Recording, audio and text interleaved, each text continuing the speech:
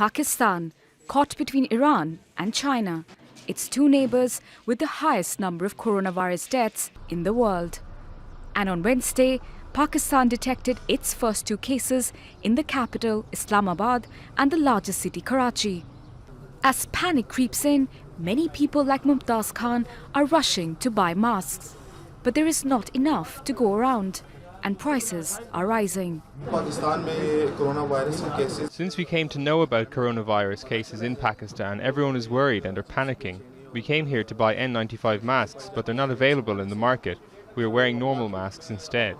The supply of masks is very low and its demand has suddenly risen. Suppliers are asking for more money because of increased demand, and a flurry of buying has led to acute shortages. The government has closed schools and colleges in some areas. It's also shut the land border with Iran and suspended all flights to the country. People are stuck on both sides. I came to Pakistan 6 days ago for 3 days and I'm stuck here at the border because the border is closed. I don't know what the problem is. I don't have water and food and we're in a difficult situation.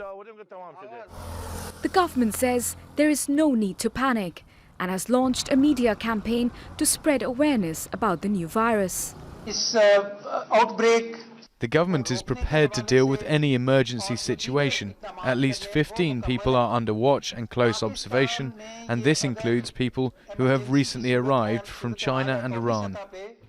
But there are concerns whether Pakistan's health facilities can cope if the virus spreads in its densely populated communities. Priyanka Gupta, Al Jazeera.